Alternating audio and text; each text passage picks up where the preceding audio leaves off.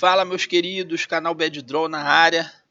Dessa vez para trazer aqui a informação para vocês, não sem antes falar, para que você entre lá no grupo Xcode Brasil, que agora nem se chama mais Xcode, se chama Corvid, né? Agora o Xcode se chama Corvid, mas a gente tem lá o grupo Xcode Brasil no Facebook, tá? Dá uma olhada também nos cursos que eu tenho aí na descrição desse vídeo, e nesse vídeo a gente vai falar sobre listas, né? Listas alimentadas dinamicamente. Você já vai entender qual a função disso para você. Deixa eu me logar aqui nesse sistema, tá? Porque a página está protegida e ela vai acabar me expulsando aqui caso, né? Então eu vou entrar aqui em cadastrar laudo, tá? Desse sisteminha maravilhoso aqui. E você vai ver o seguinte, aqui a gente tem um formulário e eu tenho um subformulário dentro do formulário, tá? Então eu vou colocar aqui uma amostra teste, né? Selecionar esse outro campo aqui, o campo resultado eu vou colocar teste result. Observação eu vou botar aqui qualquer coisa, tá? Qualquer coisa. E você vai ver, deixa eu até melhorar a tua vida aqui, dar um zoom, que quando eu clico em adicionar, ele alimenta uma lista aqui dinamicamente. Espera aí que está passando um jato aqui na frente. Ele alimenta uma lista dinamicamente, tá?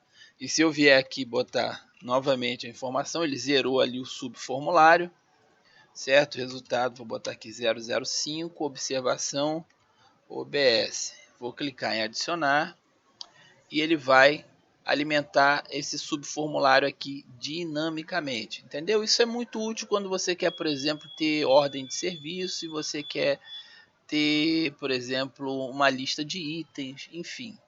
E aqui eu ainda coloquei a opção de poder retirar elementos, tá vendo? Então eu retiro elementos, ainda não existem itens na lista, certo? Então funcionando certinho, vamos dar uma olhada no código.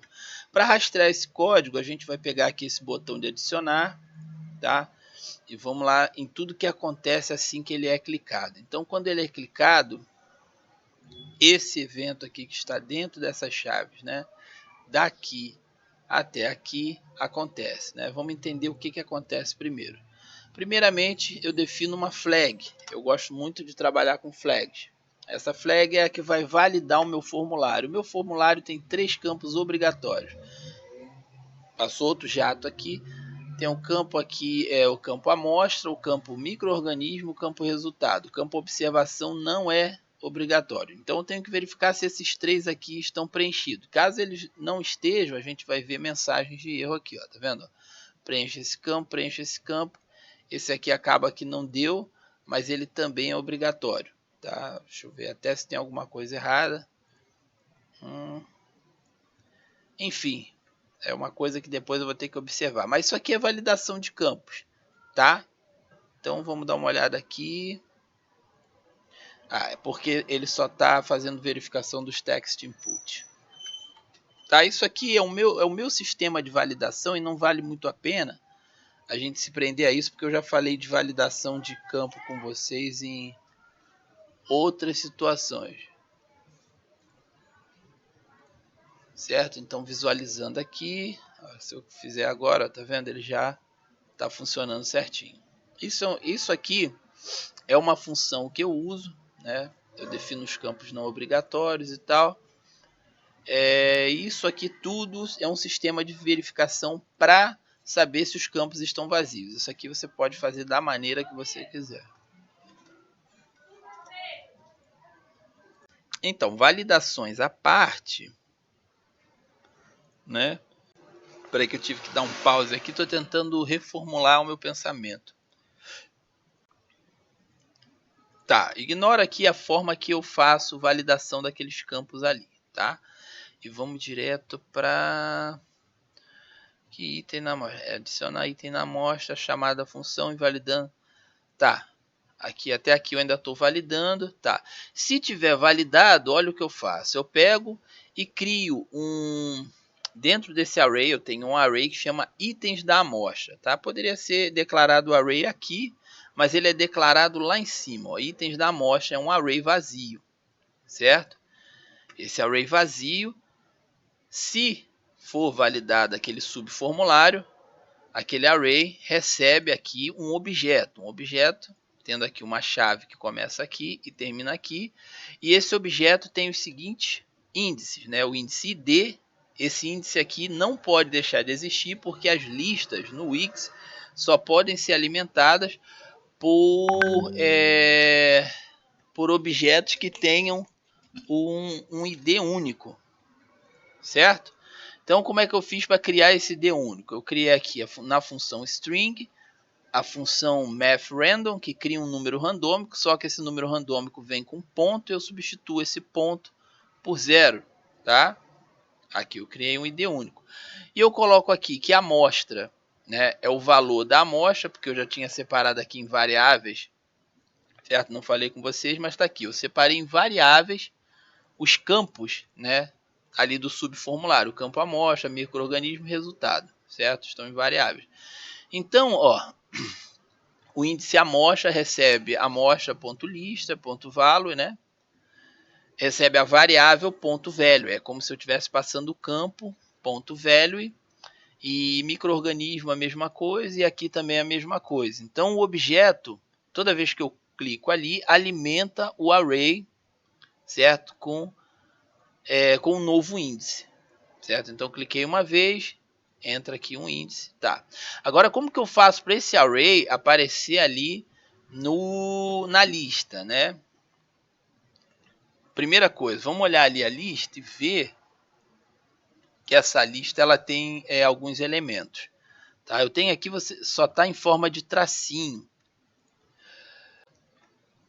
Só está em forma de tracinho, mas isso aqui é um elemento de texto do Wix. Ó, o primeiro se chama txt amostra lista, o segundo txt micro-organismos lista, txt resultado lista e txt observação lista, tá bom? Então são 4 elementos de texto dentro de uma lista, e aqui é o que o Wix chama aqui de forma, né?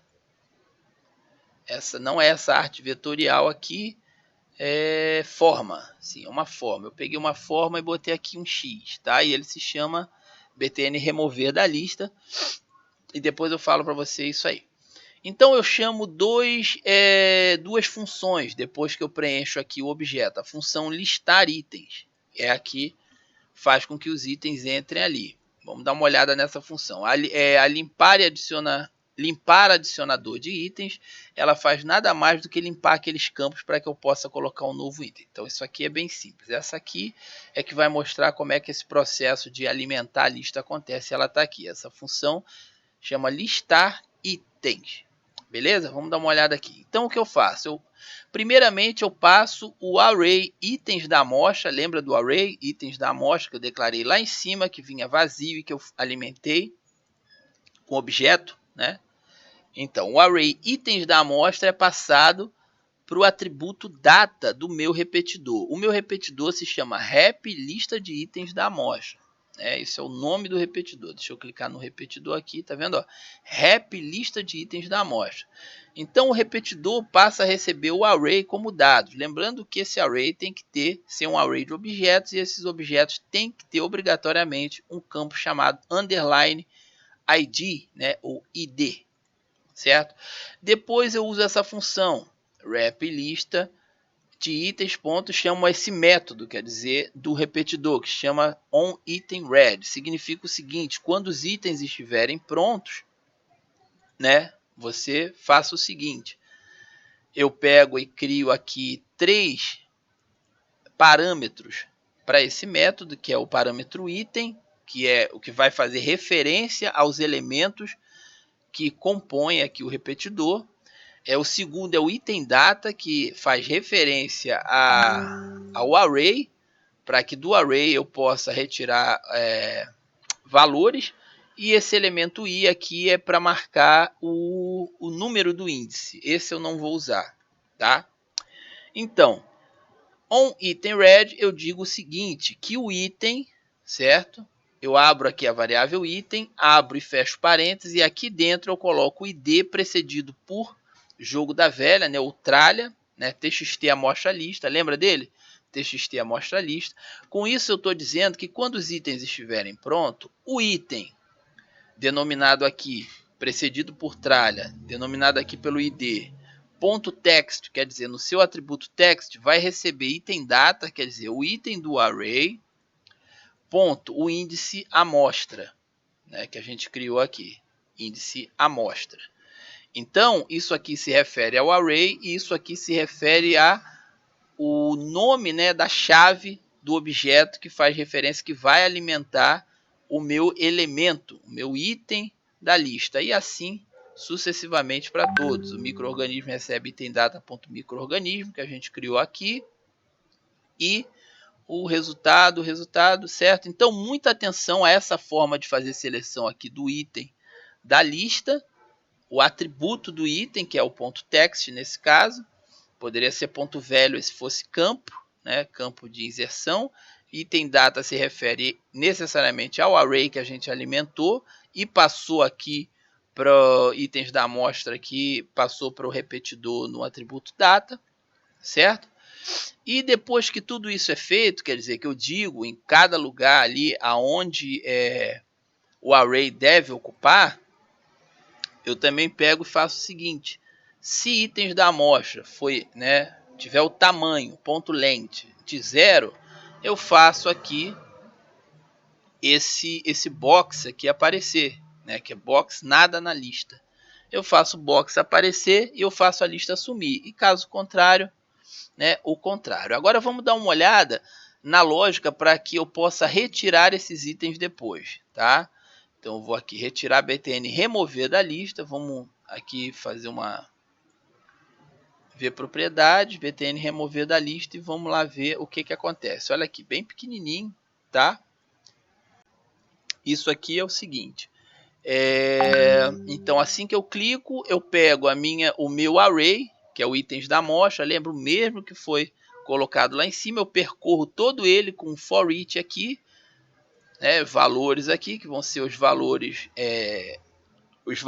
a cada interação aqui vai ser um objeto, né, e ele vai percorrer pelo número de vezes igual à quantidade de objetos que ele tem gravado. E a gente vai ver o seguinte: se o valor, né, ponto id, lembre que isso aqui está se referindo ao objeto, logo o objeto vai ter aqui o índice id, e a gente vai comparar se esse clique aqui, né, porque esse componente aqui, ele reserva na variável, né, no parâmetro event.context.itemid, ele reserva o id do elemento na lista, né, esse id que a gente criou dinamicamente aqui, tá? Então, se esse elemento aqui for igual, né, ao valor que a gente está procurando, então a gente achou o item no array que a gente precisa tirar. Então a gente vai fazer o item da amostra, ponto splice, que é um método para remover itens do array, e a gente vai tirar do índice que a gente achou, né, percorrendo uma casa só, a gente vai tirar um índice só, e depois a gente reorganiza o array. Dessa forma, a gente tem aquele efeito de estar tirando itens da lista. Aí eu novamente chamo a função listar itens e novamente tudo aquilo que a gente viu aqui, tá, acontece. A lista se reorganiza pegando o novo estado que o array está, né? Por isso ela se reorganiza ali e inclusive mostra a mensagem de erro caso algo dê errado. Ok? Eu vou estar pegando aqui esse bloco de código aqui, e vou estar deixando lá no meu OneDrive, cujo link está aí na descrição do vídeo. Espero que você tenha entendido, tá? E quando você for gravar esses dados no banco de dados, você vai pegar o array e gravar ele direto no banco de dados. Só para te dar um exemplo aqui de como ele fica. Se eu entrar aqui, você vai ver que os itens da amostra aparecem como erro, tá? Mas eles são nada mais que um array de objetos aqui, tá vendo? Funciona muito bem, porque quando eu recupero eles, eu recupero esse array e trabalho com esses objetos aqui vindos do banco de dados, tá bom? Então, um abraço para todos vocês, espero que vocês tenham gostado do vídeo, né? Espero que tenham gostado. Se não gostaram, eu espero que um dia eu faça melhor. Tá certo, meus amigos? Um abraço e fiquem na paz.